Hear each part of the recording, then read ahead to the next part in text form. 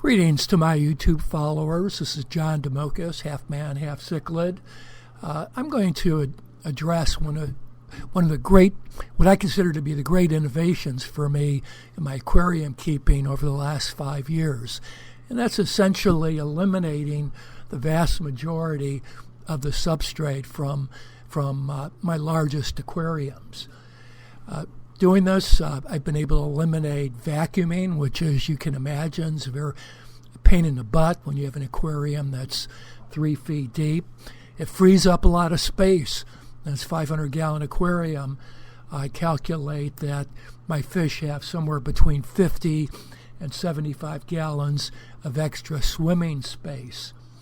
And last but not least, it moves the detritus to your filters where it's easier to discard, where it's not breaking down and contributing to your nitrates, and where it's not getting resuspended and clouding your water. So it's worked out extremely well for me. Now, there are a couple things you have to do. You have to make sure that since your gravel substrate has a lot of beneficial bacteria, you have to make up for that. In my case, what I've done is I've got an extra large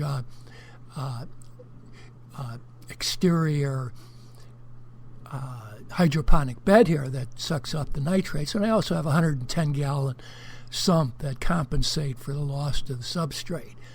Now here, looking at the bottom of the 500-gallon, what I have is a bottom mat from Aqua Decor, but you can use tile and anything else of that nature that'll sink to the bottom.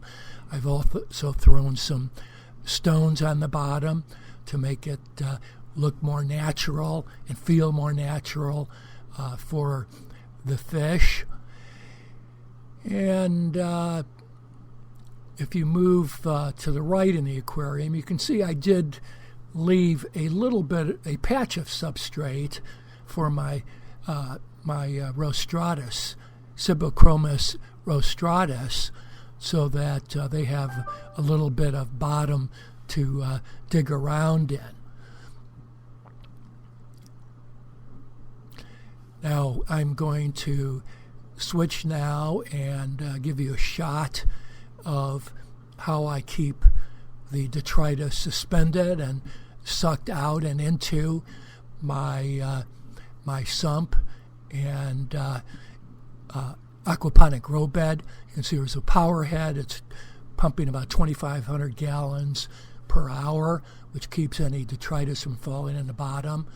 I also have turbulence that's created by the returns to my aquarium. I believe I have 4 of them, and I use those to, again, keep the bottom, the stuff that might fall on the bottom, resuspended, and assures that it's being picked up by the intakes to the sumps. Now, I've done this for literally all of my aquariums and have realized the benefits in all of them. In my 340-gallon, I've done the same thing. Again, I've left a little bit of substrate on the right side of this aquarium for my red-headed tapajos, which are, earth diggers, and also my threadfin Acara. But again, I have a bottom mat from Aqua Decor. I've thrown some stones in there, which offer some biological surface area. Again, I've eliminated vacuuming and freed up a lot of space. And now the detritus is removed and after being resuspended and sucked out and into my 65-gallon sump on this aquarium, where it's picked up in sponges that are easily removable and squeezed and cleaned and no longer contributes to my nitrates. I'm going to do a little side shot here of my 340-gallon. You can see this is behind my decorations. I've got another power head, 2,500 gallons per hour, that blows any detritus that lands on the bottom back into the water column, where it is, of course, resuspended and gets sucked into the overflow intakes and down into the sump.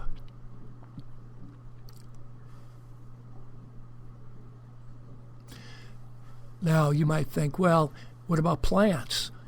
In my 200-gallon, you can tell it's still lushly landscaped. Again, I have a little bit of substrate here in the front for my my earth eaters, my Geophagus spheni, but you see I'm able to have a beautiful collection of plants, and I do this by attaching plants like Anubias and Java fern to driftwood, and some of the larger plants like the cryptocorns, I plant them in baskets.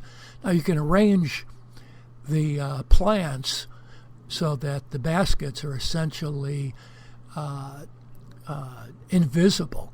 You know, you can see them a little bit in this shot, but I didn't go out of my way to hide them all. But by rearranging the plants, the driftwood, the plants attached to the driftwood, you can pretty much hide all of the plant baskets and still achieve lush and beautiful aquarium plants.